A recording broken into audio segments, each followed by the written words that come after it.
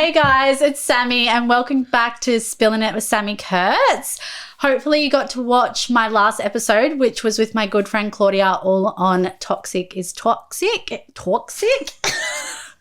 Including, I was just saying to Emily here, I haven't fucking filmed in like a month because we thought I had COVID.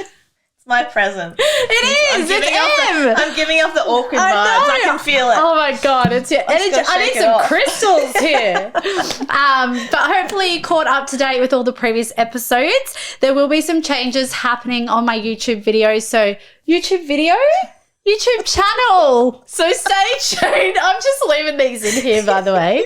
So stay tuned for that. But I'm super excited. The stars have finally aligned for this episode. We have been trying to do this for God knows how long. But this is my friend and amazing photographer, Emily. Say hi. Hi. She is just such an incredible human, and this episode is a little bit different.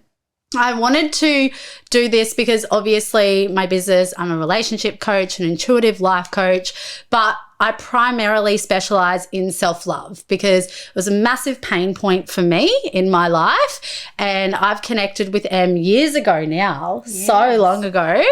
And I have never worked with a better photographer, but just what she does just obviously sets my soul on fire because it's similar, like it connects everything to do with self-love. So we will dive deep into what Em does.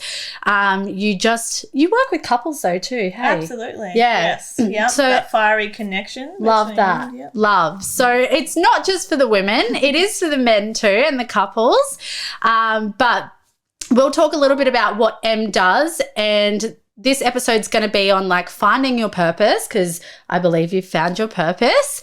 I've obviously found mine, and a lot of people that I coach and work with, they come to me to try and get on that path of finding their purpose. So I also want to chat a little bit about Em's past and how she fell into, I guess, your purpose. So first of all, let's send it over to Em. And Em, I want you to explain to everyone in the best of your abilities what you do. So you're not just a photographer.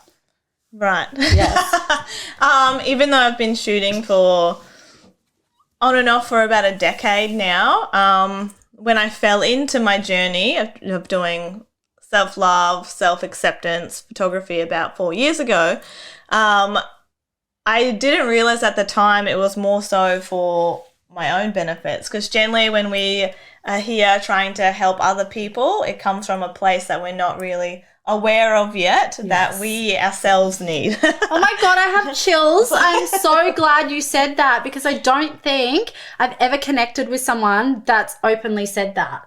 Like, I definitely got into what I'm doing because I wanted and needed it. So that's how I think you find your purpose, because you realize there's a want and need because you have a want and need. 100%. And at that time, you are looking for that, but it generally flows through you. And I 100% feel that the universe always has your back with that. Yes. But for me, I've felt like, yes, I want to do this to help other people, which I 100% do. But internally, in that whole time in my experience and my journey, it's been something that I've needed. Yes. Oh God, you hit the nail on the head. I love that. For me, it came from many years, and especially like high school, I feel like. This is when it started for me, and it's something that I don't really talk about a lot of, and I generally just like touch on it, and it's why I kind of wanted to begin this journey of helping other people and helping other women experience themselves and their body, just because of bullying. And I think I remember, my God, going back, I'm getting old.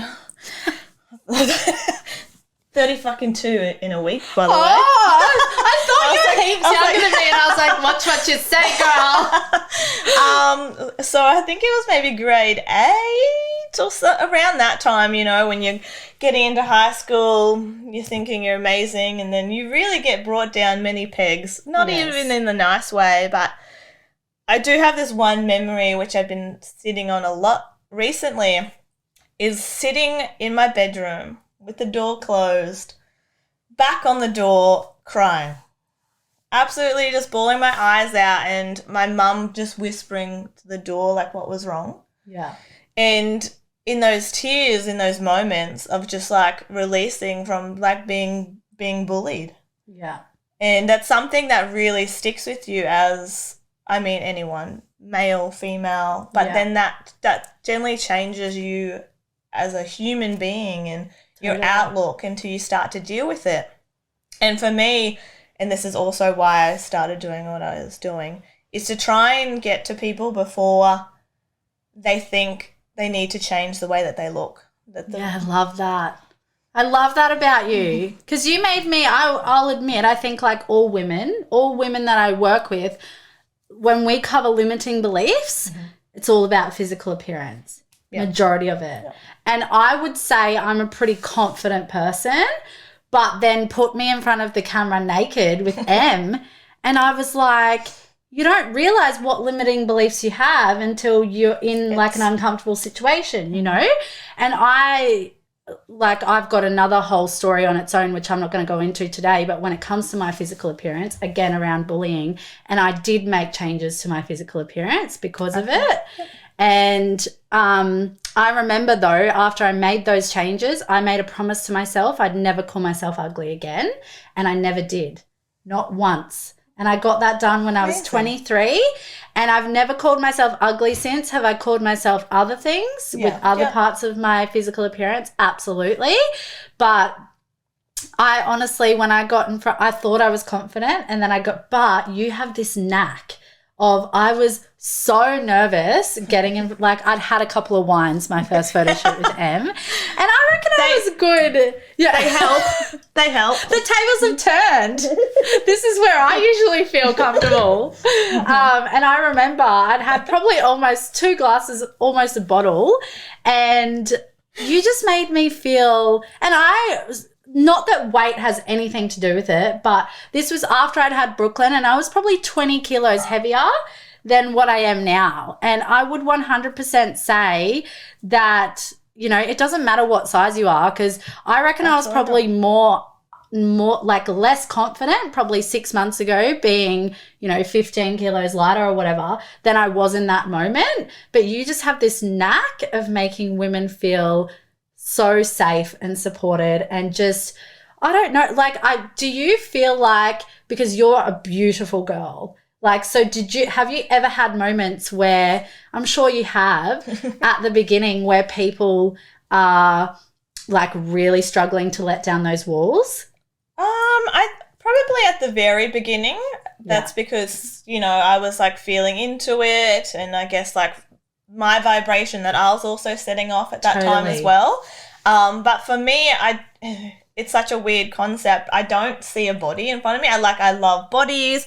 I love like shooting and embracing that. But for me, it's what I see in the inside, you know, people's light that I want to obviously bring out for them to see. I see it. Yeah. But having somebody else like look at that and go, holy shit, you know, is that me, or is that, because then, you know, once you remove those clothes, we're all the same underneath, and it's just skin at the end of the day, and just embracing that, so then we can beam as a better human regardless of what the outside looks like. And that took me most of my life to come to terms with that. And like you actually just mentioned then, in regards to like when you had something done and you said, once I have this done, I'm never going to call myself ugly, which is huge.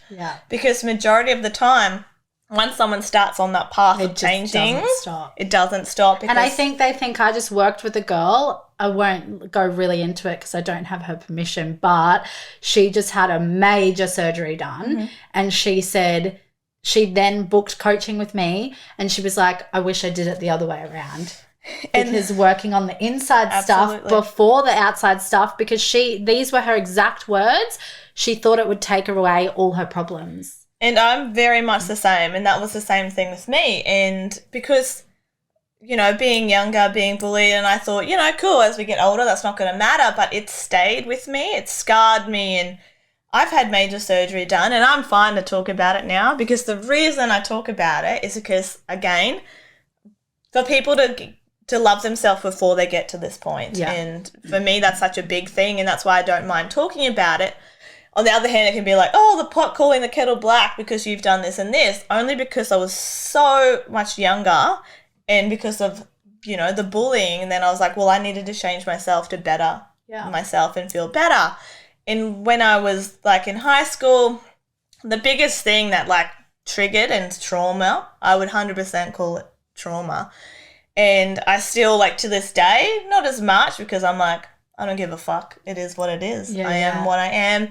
Yeah. And just learning to love and breathe and be that. But I remember, because I had my chin implant when I was 24 maybe. Yeah. You know, and that's still a long time out of high school, but obviously still that's triggered me in regards to not having a jawline. And, you know, you see that everywhere, that, you know, that's the way that women are meant to look. And it's like that defined. And so that was a major surgery. Yeah.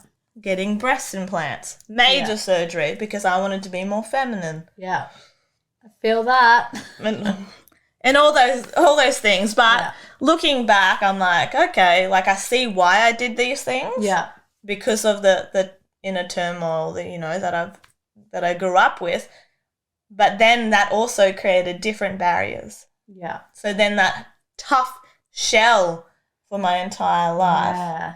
Yeah. And like having such a war, because I was like, I'm not going to let anyone fuck with me. I'll never let someone see me cry. I'll never let someone, you know, see that I have emotion. Like I'm strong, no matter like what bullying or what I got called. Yeah.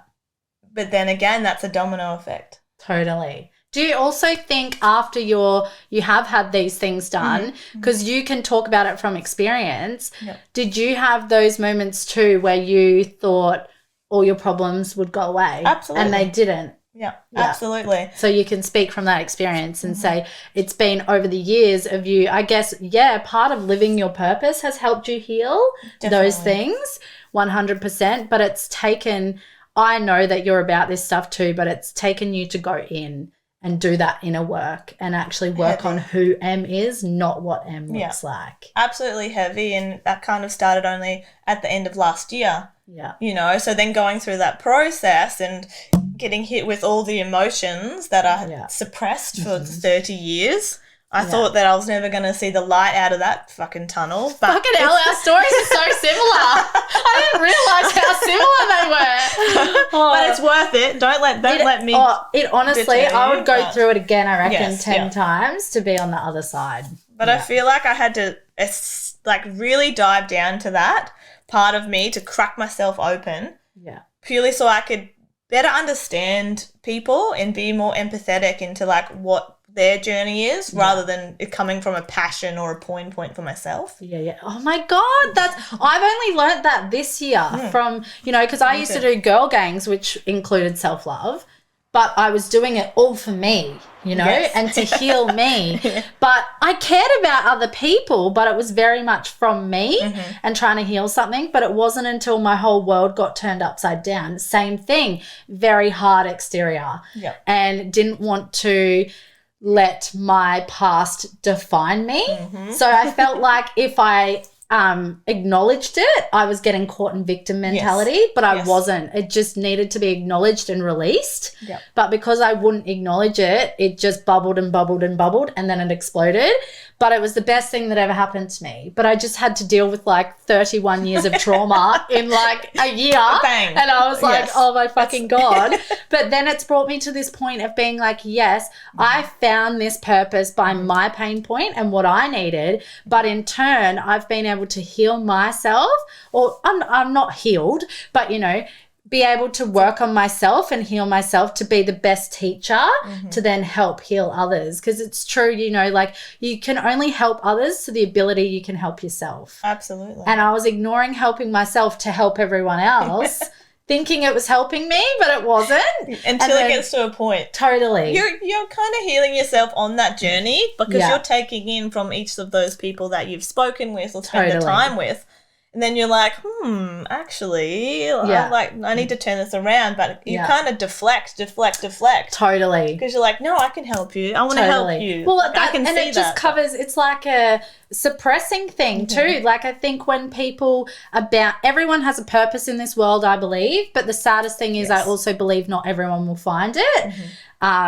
It's just what it is at the end of the day.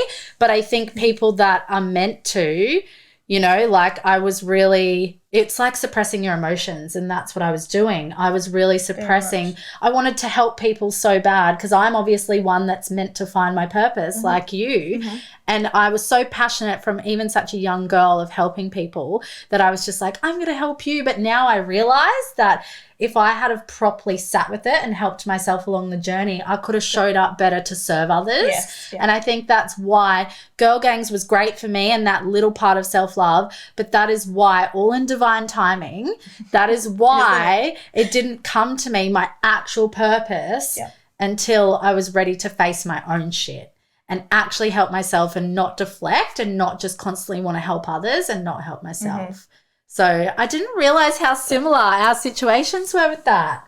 Had no idea. But what a beautiful journey. And funny, like this year also, I feel like I'm now living and feeling more in the last 8 months than I have my entire life, because I haven't wanted to feel and like really embrace and connect in with myself like I have this year. And it's such a different perspective on the world, yourself, like your past, like other people, like it's like your blindfold has come off, isn't it? I feel like also, so just to take it back to sex, because we got excited, what Em actually does, so she's a photographer, but explain what kind of photographer you are. Yes, so I do embodiment for women, men, couples, to allow them to fully embrace who they truly are.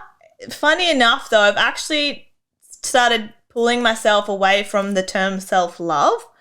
I feel that. No, not just from you. I'm trying to, but I don't know what to replace it with. So for me, I've now replaced it with self-expression or self-acceptance. I love self-acceptance, because also the term self-love, which is beautiful, but it's now so blown out and it's so noisy. It's light and fluffy too. When I'm sorry, self-love is not fun. It's not. Self-love is fucking hard. It absolutely is. So I'm glad you brought that up, because I've been bouncing off a few people going, what do I call it? Especially now that I'm working with men.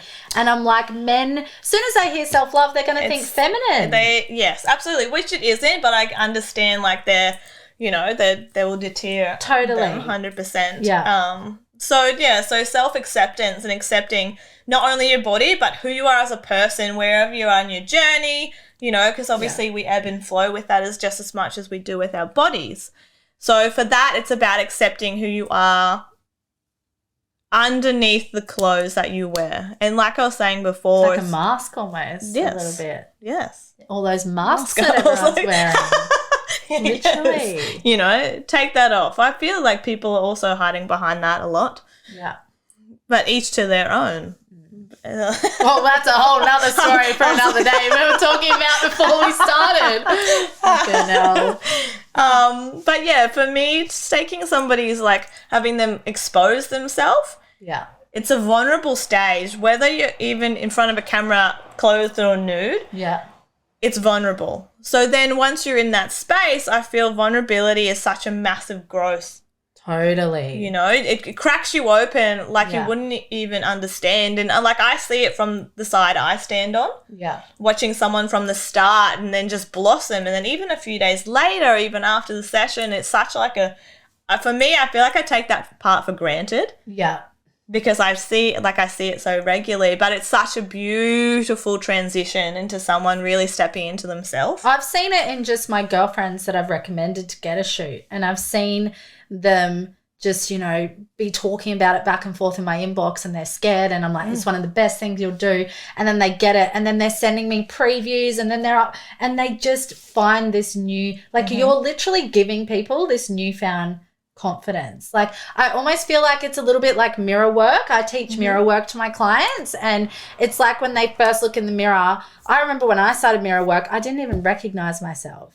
And it was confronting as fuck. Yeah. I was like, do I actually look like that? And like actually having a conversation with myself in the mirror, I had emotion come up. And I think it's the same when you capture someone's body. We're so quick to look at our bodies in the mirror and judge and send hate towards our body. But then you have this way of capturing the body to look so beautiful, no matter what shape or size, whether they've got clothes on, whether they've got clothes off.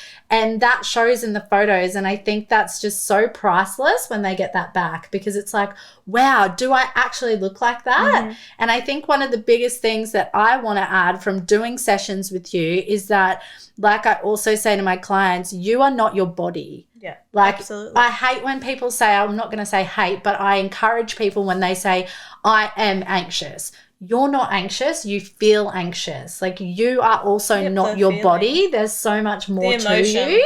Totally. And I feel that comes from like the massive disconnect that majority of people have from their like mind, body, spirit, you know, emotion.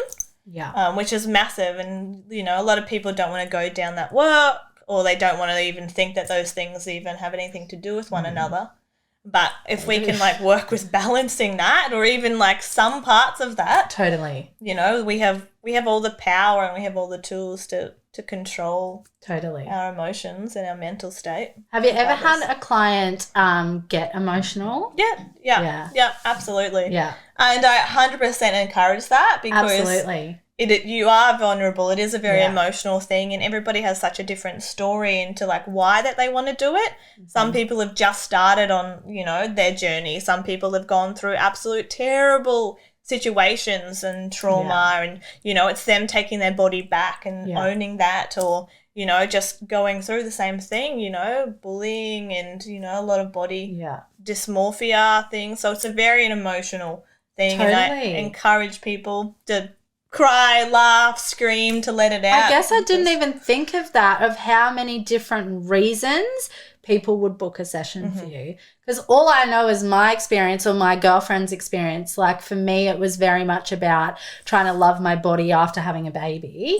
But everyone's so different. Like for now, if I went and got because I really want to book another shoot with Em, and and it's not originally, the reason I haven't done it yet is because I wanted to make sure I was doing it for positive and the right reasons. Because to start with, and I think the reason I was hesitating, I'd lost since the shoot, probably 20 kilos. But in the last year, I've lost 15 kilos. And I remember that was the main thing that was making me go, book a shoot, you've lost weight, you should almost want to book a shoot. Like, because you've lost ego response come in. But at the same time, it's a celebration of the effort and the journey that you've gone on. So I applaud that. So you know what, though? It was almost like, I think I was more self-conscious this time around too, and it was because before I wasn't working on my body. I was trying to accept my body after like a big transformation, and this is also a big transformation, but I think it was this, there's always going to be something you're unhappy with. And this time for me, it's a different thing than it was years ago. And now it's the not feeling, I have like 0 boobs left. So it's like this not feminine enough. And that now I feel like I am confident enough to book a shoot for I'm trying to step into my feminine more. Yes. Yep. So that's my driving force for wanting to get a shoot this time around. And also what we were just talking about, I think for women, there's this big thing in society of what a woman should look like. I still have boobs. They're just not a fucking size double D. Like, all boobs are amazing. Yes. Okay. And obviously, coming from myself, I was very nothing. And because I'm very broad, which I'm also self-conscious about. You know, back then when I was 21, maybe, getting them done so I could feel more feminine. And for you, and then it's funny though, as we go through life and the changes that we have, to what we accept, and then other things that will pop up, and that goes off of physical and mental and emotion as well. But for you, it's a celebration more than anything. I know. And I was looking at it, I think just on my journey, I've had to sit with everything now and go, why do I feel that, is it the ego? You know what I mean? Like I really wanted to make sure I was doing it for the right reasons, because I was in this place of feeling good about myself, and then I think I was scared of like feeling really good about myself and getting this shoot. But again, this is just the ego trying to protect me and keep me safe. Yeah, you know? That's what I'm saying. Keep you safe, because the moment that you want to step into that uncomfortable, the ego will come in and try and talk you out. They're like, totally. And that's what it was saying to me. It was like, but you've worked so hard and you're feeling good and you're feeling confident. And what if you get these photos back and then you just pick your body apart?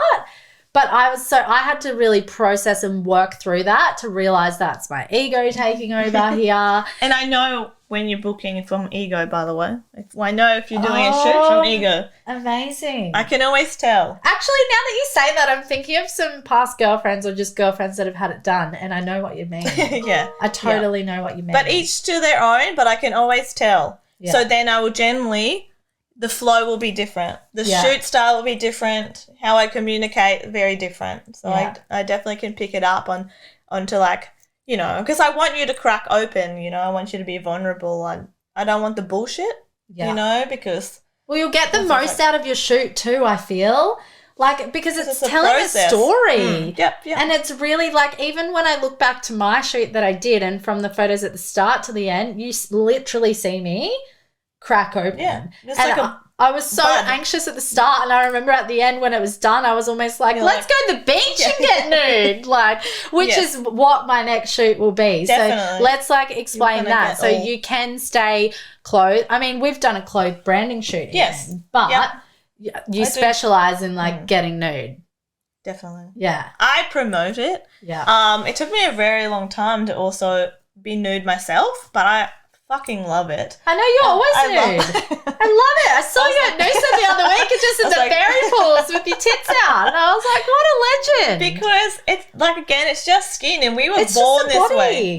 I mean, apart from the things that I've added, but we were born this way. We were born nude. Yeah. You know, totally. like from decades and decades ago, like before clothes were even a thing. Totally. And then just taking away the sexualized aspect of that. I mean, bodies are sexy. They are, but the sexualized aspect of it, that is what, you know, tends to like curve people's thoughts. Totally. And especially when it comes from like a women, like women to women and men to women. I've actually found there's been a shift. A lot of males now a little bit more hesitant, like in regards to like women being nude, because they want it for themselves. I've had this discussion with someone recently. Yeah, right.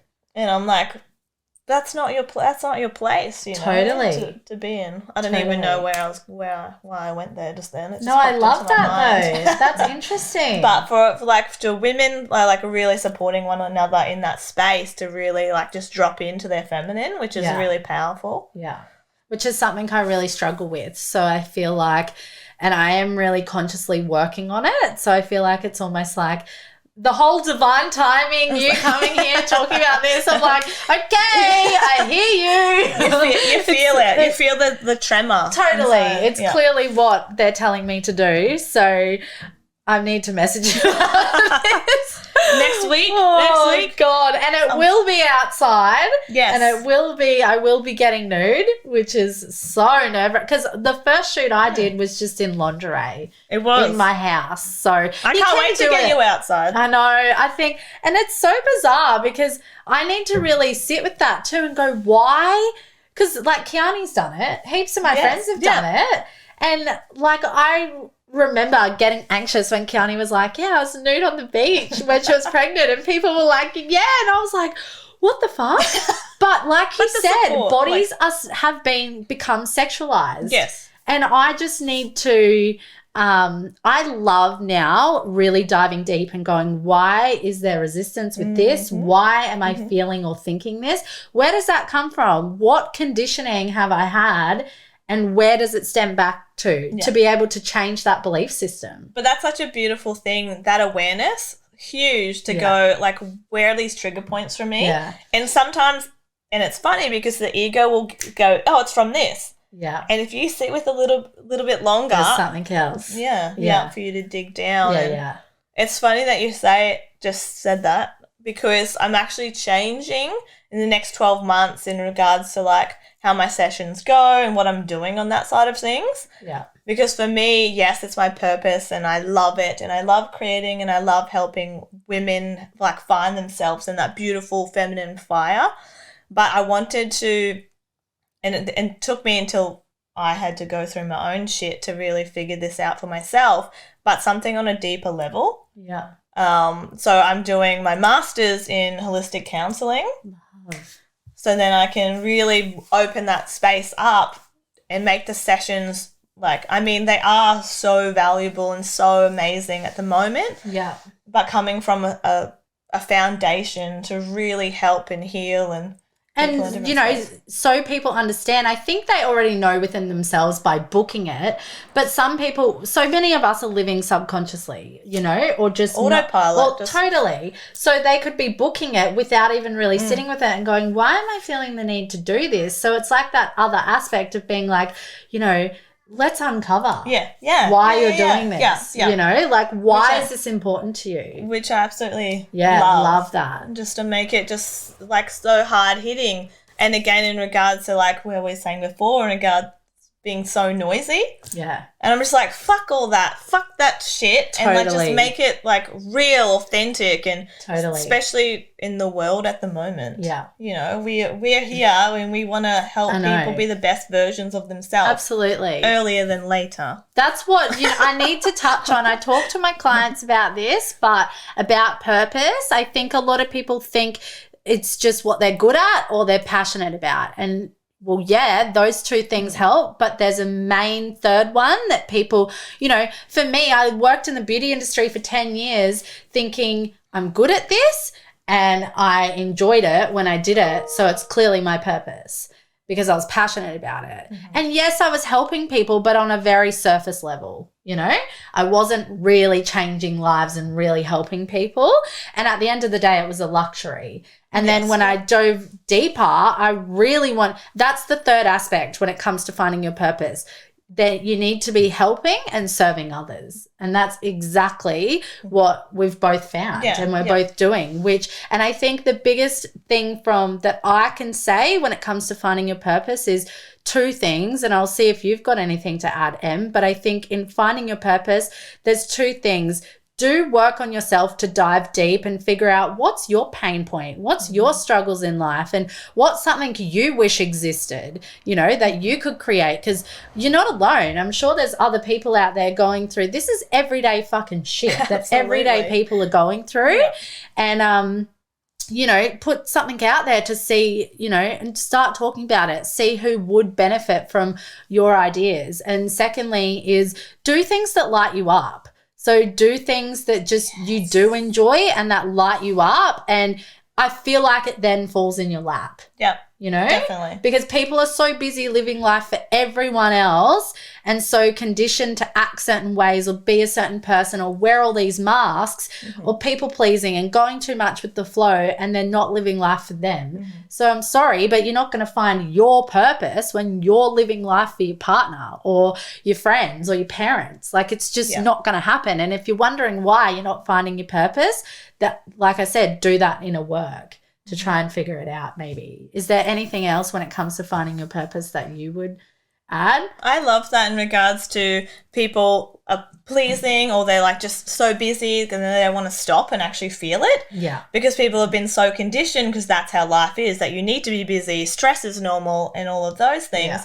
For you to really sit with things and just like and feel it and feel like what do you love and not being afraid to fucking fail. If you've come up with that idea and you're like, you know what? I would love to put this out there, or if I haven't seen it before, fucking do it. Don't be afraid and don't be worried about what someone else is going to think or what someone else is going to, like, just do it and be like creative. If you haven't seen it or heard about it or like even done it yourself and you feel like that you're going to benefit from it, more than likely someone else is also going to benefit from it. It could be the best fucking thing you ever do in your life. You could literally become, like, the opportunities are endless. And on the topic of failure, You never fail. You win or you learn.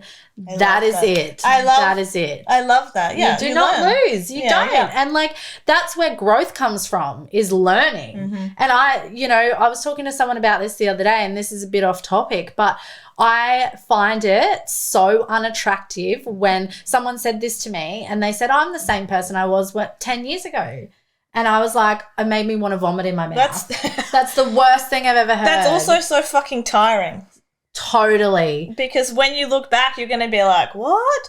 What a waste of a decade. Absolutely. Like, are you kidding me? I just was like, I would not be fucking gloating about that. I think I've lived maybe 5 lives in a decade. Good Same. God. I think I've been reborn again 3 times this year.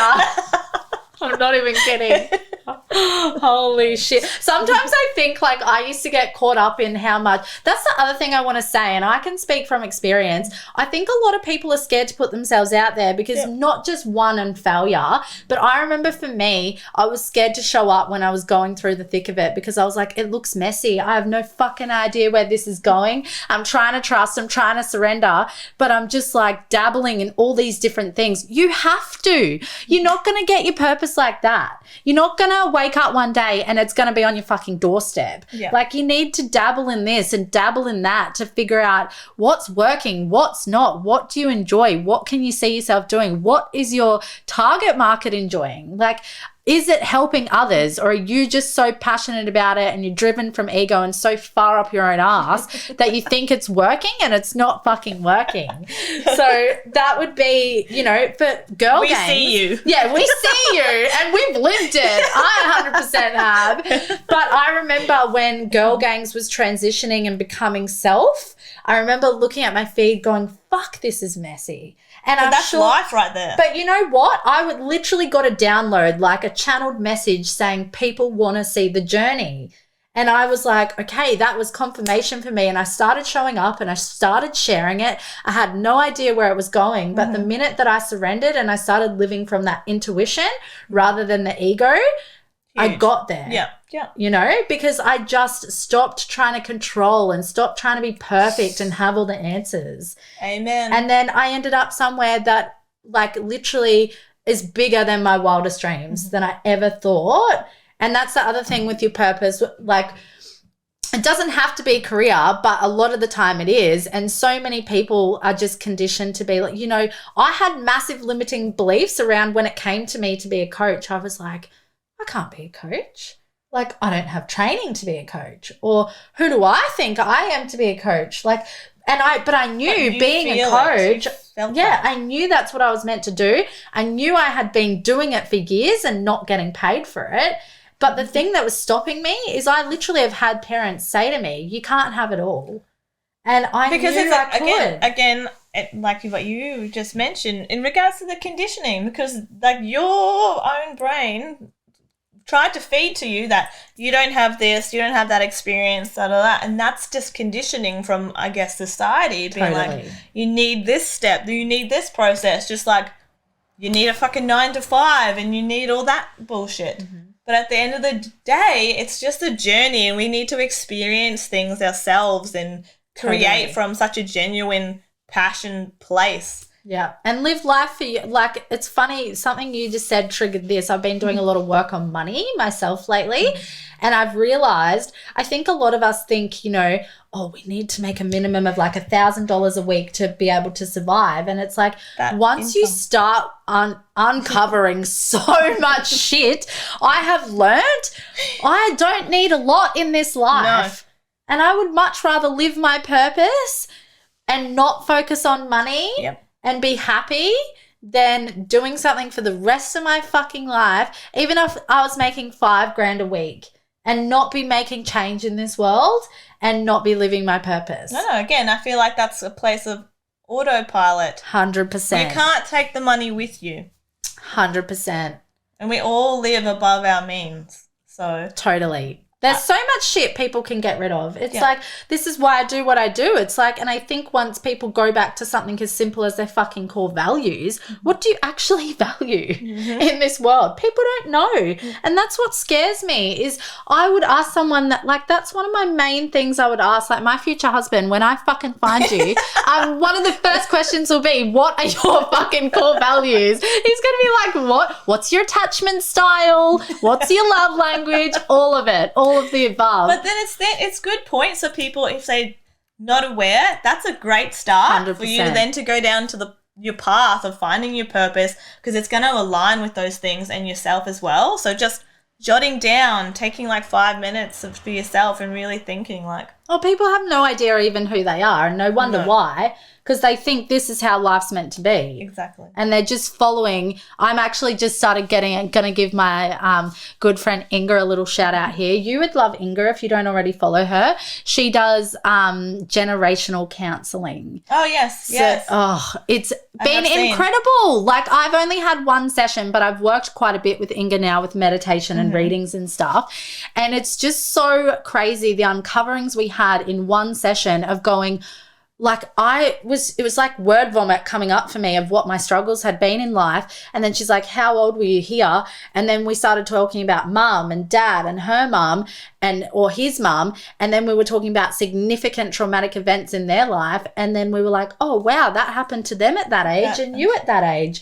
Bam. Wonder why that happened. There's that cycle. And they didn't heal it. No. So, and that will continue to my kids, you know, if I wasn't stopping it and healing it. And I mean, sometimes I'm grateful. I'm so grateful I'm the black sheep and the one to break it. But I'm also like, are you fucking serious? Couldn't it have been my parents to make my life a bit easier? Like, I know this exact thing and I speak about it regularly. Yeah. And I think it's a really good thing for you to break that and new parents or pregnant or trying to get pregnant, that way you're not projecting that onto the children because you're bringing that next generation into the world as well. I wish I did this before because I was worried about my kids.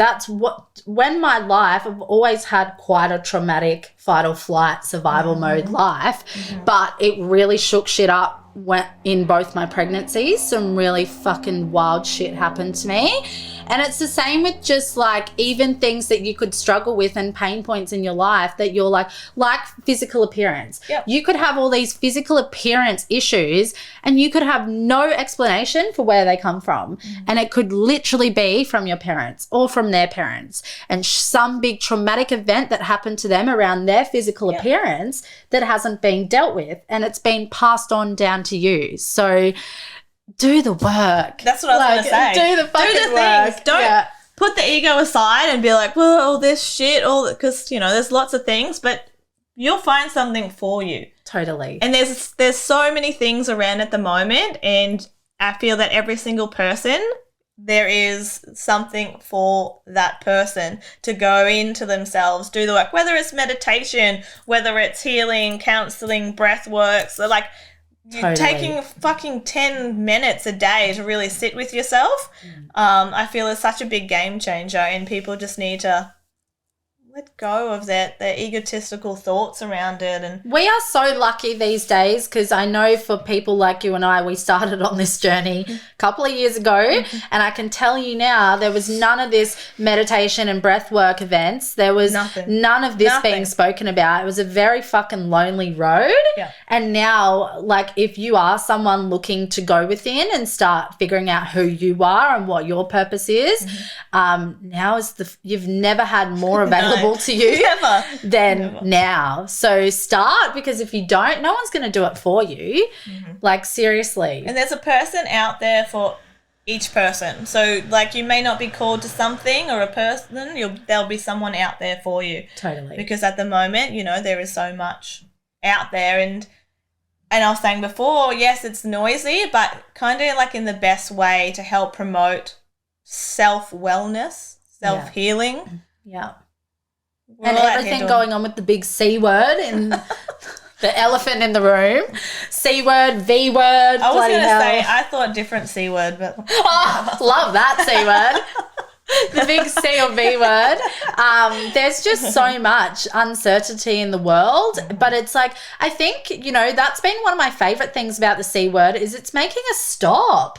Yeah. Like, stop. We've got all this time on our hands. How beautiful. Time that when we were living in autopilot, we didn't have. It's like turned it on the head and made people go, fuck, there's more to living, there's more to life. Absolutely. There's more than just like going to work and making money. You're like, wait, I could create or I could do this, and like really getting in touch with ourselves. Totally. And other humans. Yeah, totally. That's what else I wanted to like end on is when, you know, because obviously being a relationship coach, I feel like there'll be people out there that follow me for that stuff.